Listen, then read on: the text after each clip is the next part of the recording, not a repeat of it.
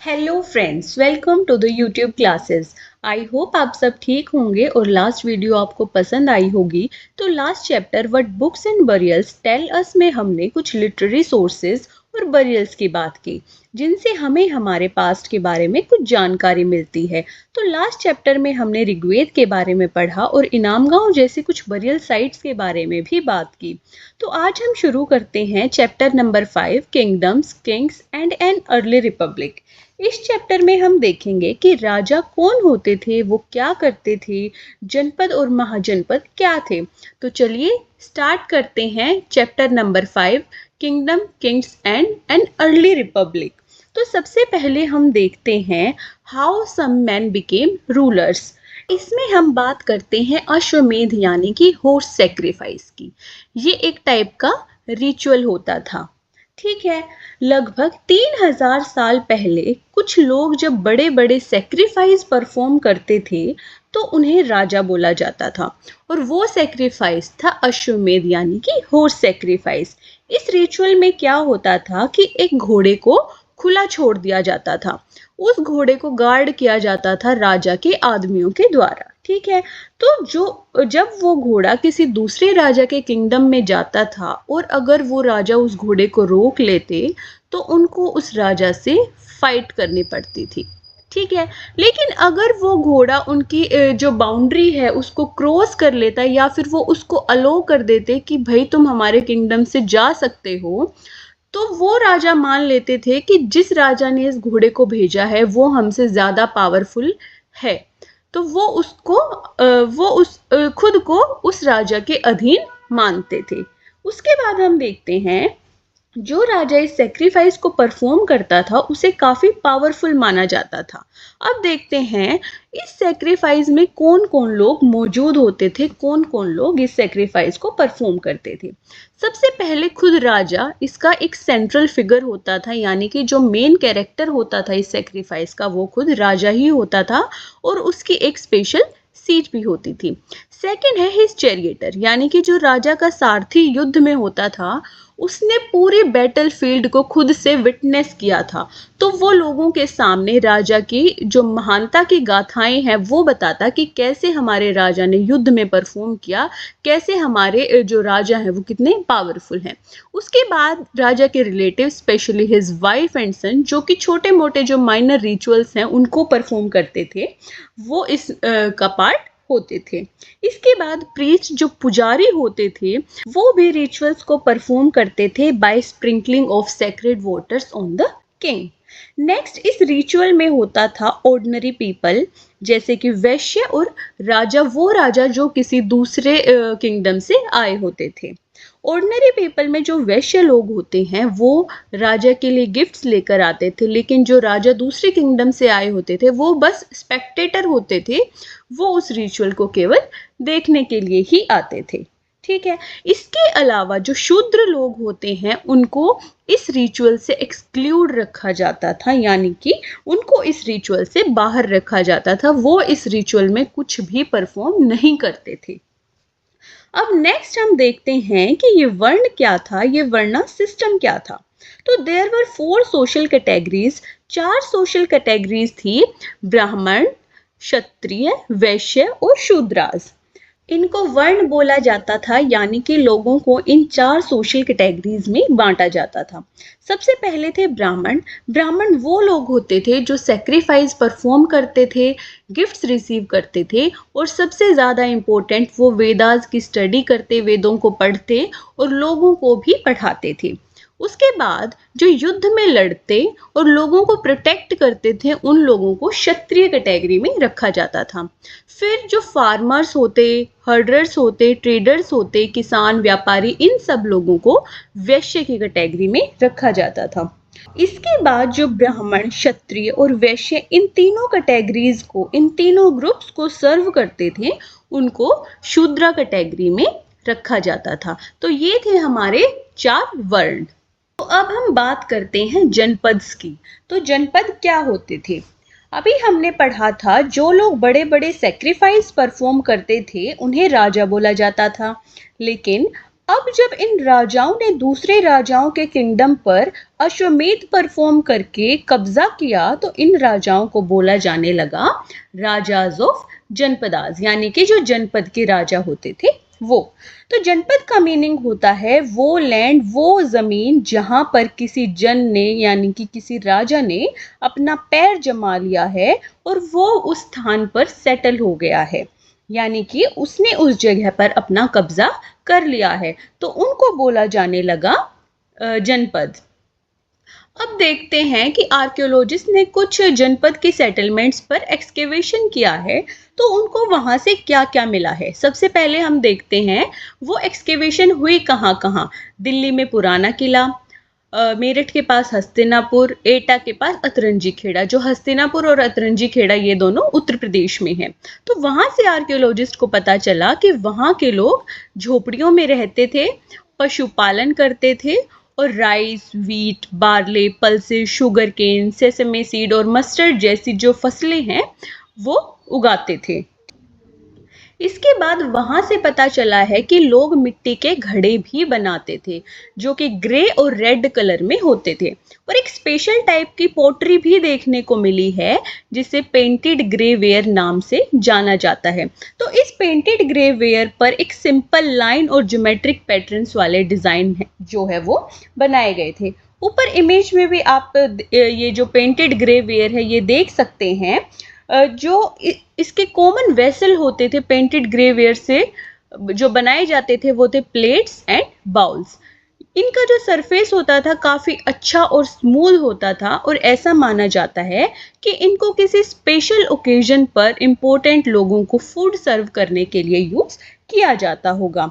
Next अब हम बात करते हैं महाजनपद की। महाजनपद क्या होते थे? तो लगभग 2500 साल पहले जो जनपद हैं वो काफी इंपॉर्टेंट हो गए थे दूसरे जनपद से।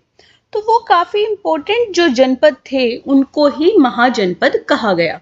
तो उन महाजनपद की क्या स्पेशलिटी थी कि उनकी एक कैपिटल सिटी होती थी। उन महाजनपद को फोर्टिफाइड किया जाता था, यानी कि किलेबंदी की जाती थी। किलेबंदी की जाती थी किसी एरिया के चारों ओर बड़ी बड़ी दीवारें जो कि वुड और ब्रिक से बनी होती थी वो बनाई जाती थी। जो फोर्टिफाई करने का जो मतलब था वो क्यों करते थे? क्योंकि जो आसपास के लोग थे वो दूसरे राजाओं के अटैक से डरते थे, तो इससे बचने के लिए, इसकी प्रोटेक्शन करने के लिए जो फोर्टिफाई है उस किले को किया जाता था। और दूसरा था कि जो रूलर्स थे वो दिखाना चाहते थे कि वो कितने रिच और पावरफुल हैं। अपनी सिटीज के आसपास बड़ी बड़ी दीवारें और जो काफी इंप्रेसिव दीवारें हम उनको बोल सकते हैं वो बनाकर। तो जो लोग उस फोर्टिफाई एरिया के अंदर रहते थे काफी इजी होता था किंग के लिए उन पर कंट्रोल करना। तो अब जो ये दीवारें हैं, इतनी बड़ी बड़ी जो दीवारें बनाई जाती थी, इनको बनाने के लिए ग्रेट डील ऑफ प्लानिंग लगती थी। काफी अच्छी प्लानिंग के बाद ही वो बनाई जाती थी। लाखों ईंटों और स्टोन्स का यूज किया जाता था, काफी बड़ी लेबर उसमें लगती थी। हजारों मैन, वुमेन और बच्चों का उसमें यूज किया जाता था क्योंकि वो एज अ लेबर वहां पर काम करते थे। तो ये एक इमेज है फोर्टिफिकेशन वॉल एट कौशाम्बी जिसे कि ईंटों से बनाया गया था लगभग 2500 साल पहले, जो कि आज इलाहाबाद में है। उसके बाद नेक्स्ट हम देखते हैं, अब जब महाजनपद बने तो राजाओं ने भी अपनी आर्मीज मेंटेन करनी शुरू कर दी। उन्होंने अपनी एक आर्मी बना ली, तो वो उस आर्मी को, उन सोल्जर्स को रेगुलर पे करते थे। अब वो उनको पे करने लगे, उनको सैलरीज देने लगे। जो ये पेमेंट थी इसका मेथड होता था punch marked coin. Punch marked coin वो उनको पे करते थे। ठीक है, अब हम देखते हैं कि जब महाजनपद बने, बड़े बड़े जो फोर्ट्स हैं उनकी फोर्टिफाइंग की गई, बड़ी बड़ी आर्मीज बनी, तो इसके लिए भी राजाओं को रिसोर्स लगते थे। उनको भी कहीं से चाहिए था कि हमारे पास पैसा आए तभी तो वो उन जो आर्मीज है उनको सैलरी दे पाते थे। तो इसके लिए राजाओं ने टैक्स कलेक्ट करना शुरू कर दिया। तो टैक्स किस किस पर लगाते थे? Taxes on crops, taxes on craft person, herders paid the tax, और taxes on goods through trade, जो व्यापारी होते थे वो टैक्स पे करते। हंटर्स और गैदरर्स जो फॉरेस्ट से अपना खाना प्रोड्यूस करते थे वो भी राजा को टैक्स पे करते थे। नेक्स्ट हम देखते हैं चेंजेस इन एग्रीकल्चर। जैसे कि टाइम आगे बढ़ता जा रहा था, डेवलपमेंट ज़्यादा होती जा रही थी, तो इसके साथ साथ जो एग्रीकल्चरल चेंजेस भी हमें देखने को मिले। तो दो मेजर चेंज एग्रीकल्चर में देखने को मिले हैं। First was growing use of iron ploughshare, यानी कि लोगों ने लोहे के हलों का यूज करना शुरू कर दिया। जैसे कि हैवी और चिकनी मिट्टी होने की वजह से जो लकड़ी के हल थे वो उस मिट्टी पर ज़्यादा अच्छा काम नहीं करते थे, तो लोगों ने लोहे के हलों का यूज़ करना शुरू कर दिया ताकि वो अनाज को ज़्यादा प्रोड्यूस कर सकें। Second change was people begin transplanting paddy, यानी कि लोगों ने धान का प्रत्यारोपण करना शुरू कर दिया। इसका मतलब ये था कि लोगों ने बीजों को खेतों में बिखेरने की बजाय पहले उन बीजों को किसी एक स्थान पर उगाना शुरू कर दिया। जब उनके स्प्राउट तैयार हो जाते तो वो उन सैपलिंग्स को खेतों में जाकर लगा देते थे। इससे अनाज के उत्पादन में काफी वृद्धि देखने को मिली। नेक्स्ट हम बात करते हैं मगध की।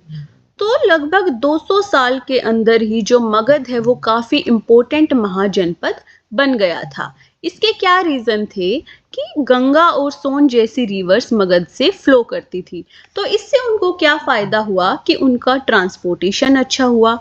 दूसरा, उनके एरिया की जो वाटर सप्लाई थी वो काफी अच्छी हुई। थर्ड था, जो वहाँ की लैंड थी वो काफी फर्टाइल हो गई, भूमि काफी उपजाऊ हो गई, जिससे जो उनका एग्रीकल्चर है वो काफी अच्छा हो गया। उसके बाद मगध के कुछ पार्ट्स फॉरेस्टेड थे, यानी कि वो जंगलों से घिरे हुए थे। तो जंगलों से उनको क्या फायदा हुआ कि वो वहां से एलिफेंट्स को पकड़ते और उनको आर्मीज के लिए ट्रेन करते थे। दूसरा, उनको फॉरेस्ट से फायदा हुआ कि वहां से उनको लकड़ियां मिल जाती थी, जिससे वो अपने घर बनाते, अपने कार्ट्स और चैरियट्स बनाते थे। थर्ड था आयरन ओर माइंस। मगध में आयरन ओर माइंस थी, यानी कि वहां पर लोहे की खदानें थी, जिनसे वो आयरन लेके वेपन्स और टूल्स बनाते थे। इसके बाद देखते हैं Magadha had two very powerful rulers. Magadha के रूलर्स की बात करें तो दो पावरफुल रूलर्स थे, बिंबिसार और अजातशत्रु। तो इन दोनों ने काफी कोशिशें की दूसरे जनपदों पर अपनी जीत हासिल करने की। और इसके बाद जो महापद्मनंद है वो भी मगध के काफी इंपॉर्टेंट रूलर रहे हैं। उन्होंने भी नॉर्थ वेस्ट तक अपना जो कंट्रोल है वो एक्सटेंड किया। अब मगध की बात हो रही है तो मगध की कैपिटल भी थी। तो मगध की कैपिटल थी राजगृह, जो कि आज बिहार में है, जिसको राजगीर नाम से जाना जाता है। कुछ सालों तक राजगृह मगध की कैपिटल रही। उसके बाद इस कैपिटल को पाटलिपुत्र शिफ्ट कर दिया गया। उसके बाद 2300 साल से भी ज्यादा पहले एक अलेक्जेंडर नाम का आदमी था, जो कि यूरोप मकदूनिया में रहता था। उसने सोचा कि अब मैं वर्ल्ड पर विजय हासिल करता हूँ, पूरे विश्व पर अपनी जीत हासिल करता हूँ। तो उसने वर्ल्ड पर तो जीत हासिल नहीं की, लेकिन इजिप्ट और वेस्ट एशिया के कुछ पार्ट्स पर अपना अधिकार जमा लिया। लेकिन जब वो इंडिया आया, इंडिया में ब्यास नदी के किनारे पर आया, तो उनके जो सोल्जर्स थे उन्होंने मना कर दिया कि वो अब आगे मार्च नहीं करेंगे।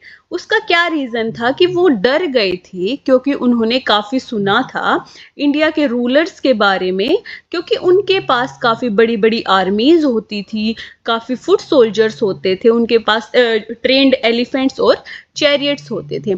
इसलिए उन्होंने मना किया कि वो अब आगे मार्च नहीं करेंगे। तो ये था मगध के बारे में। अब हम बात करते हैं वज्जी की।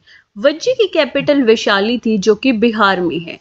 तो जैसे मगध एक पावरफुल किंगडम था, वैसे वज्जी एक डिफरेंट गवर्नमेंट फॉर्म थी, जिसको गण या फिर संघ बोला जाता है। तो इस गण और संघ में क्या होता था कि यहाँ पर कोई एक राजा नहीं होता था, बल्कि यहाँ पर काफी सारे शासक होते थे, जिनको राजा नाम से जाना जाता था। जिन सभी जो रूलर्स थे उन सबको राजा बोला जाता था। तो ये सभी राजा मिलकर रिचुअल्स परफॉर्म करते, असेंबलीज में मिलते, यानी कि सभाएं आयोजित करते थे, और वहां पर ये डिस्कशन और डिबेट करके ये पता लगाते कि कोई भी चीज कैसे और कब करनी है। जैसे कि कोई एनिमी उन पर अटैक करने वाला है, तो वो इन सभाओं में जाते और पूरा प्लान करते कि कैसे हम इस चीज से बच सकते हैं।